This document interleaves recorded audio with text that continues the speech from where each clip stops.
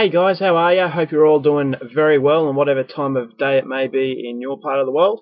Haven't done a review for a while, so I thought I'll get back on the horse and I'll do it today, so hopefully you find this one interesting. It's a UK horror film, English language, released in 2009, directed by Gerard Johnson, which apparently this is his debut film, so it's always interesting to see a debut film from a new director. And this one is called Tony, London Serial Killer.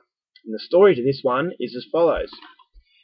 Unemployed and unemployable, Tony is a sympathetic recluse with severe social problems, an addiction to VHS action films, and a horrible moustache. Occasionally he snaps, and murder is the result. So it's not really a standard story, it just follows the life of Tony, who is the main character, who is on the front there. He's a recluse, he has severe social problems, and he just doesn't fit in wherever he goes. He gets bullied, everyone thinks he's scum, and Tony starts to believe this, and you really start to feel sorry for him because he really does lead a very hopeless existence. He just stays home all day. He's on job seekers allowance.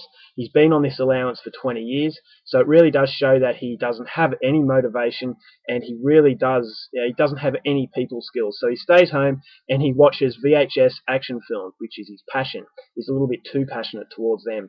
So any time he tries to connect with the outside world, they just reject him, they bully him, they speak down upon him. And so you really do get a feeling of strong sympathy for the character, but then it all changes when you realise who Tony is and what he has inside him. It's like another person.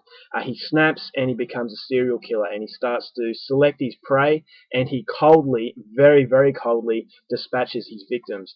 And so that pretty much unfolds from there. It's just, as I said, a character study rather than a traditional story. It's not a slasher.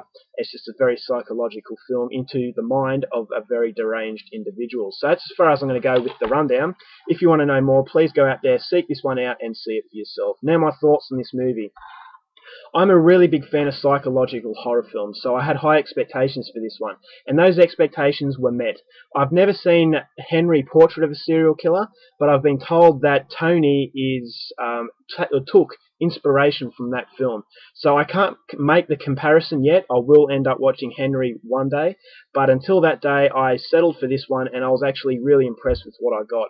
It's only a short film, 73 minutes, so it shouldn't be too much trouble for anyone. Even with the worst attention span, you should still be able to get through it because it does run at a very brisk pace, and at no stage of the film does it get bogged down. I actually thought the director had a lot of continuity in his film, and he made it very interesting. Although there's very limited gore, which will disappoint a lot of people out there, especially serial killer fans, although there's not any gore, or next to no gore, no graphic violence, it is made up for in the very disturbing psychological impact that this film has. The scariest thing about Tony is the fact that it's very realistic, and Tony could be your next door neighbour. You just don't know, and it really does show that you don't know what people are capable of.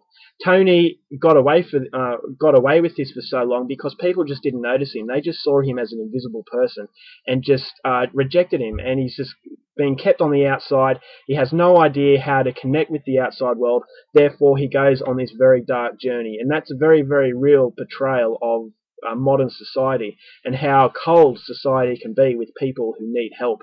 And for reasons that are actually, it's not really gone into too much detail as to what Tony's upbringing was like, but you do get a slight input into it, so I'm not going to tell you what it's like, but once again, it's a very true and a very real thing that happens in this world. So that's the most frightening thing about the film, is it's very, very realistic, very gritty. I'm not sure what the budget for this film was, but I actually thought the cinematography really matched the environment that Tony was in. It's a very rundown part of London, a lot of riffraff, a lot of crime, a lot of seedy individuals, and you really do feel very dirty, and it just feels very depressing, the atmosphere, and Tony's life is very depressing, but he doesn't know any better. So it's a very strange feeling you get for Tony, in that you've got sympathy on one hand, and on the other hand you're very scared of him. So I actually thought the director did a very good job at portraying a very unique individual. Now the actor who played Tony, Peter Ferdinando, he did an absolutely fantastic job. I actually thought it's one of the best performances I've seen.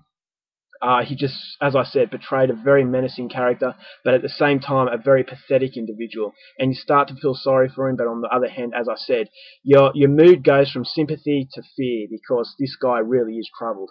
The supporting cast was very good. I actually thought the soundtrack to the film was matching to the overall cinematography, very subtle, and that's exactly what the film is, very, very subtle. I actually thought there were some comedy parts in it, although it's definitely not a comedy and it makes no effort to be a funny film. The way that Tony goes about things in some areas of his life was actually really funny, and it actually made me laugh. But so that once again is a very unique experience because in no way is this a comedy. It's far, far from it. But it's just Tony's is just incapable of leading a normal life, and his efforts in doing so just comes across as quite comical. So a very, very memorable film. It's not perfect. There are some areas that I thought could have been tidied up a little bit. But having said that, a very, very memorable film. I'm going to give it 4 out of 5. I would recommend it, especially if you're into serial killer films. So that's my review of the English film Tony. I would recommend you go and see it, and until next time, take care of yourselves, and I'll see you later.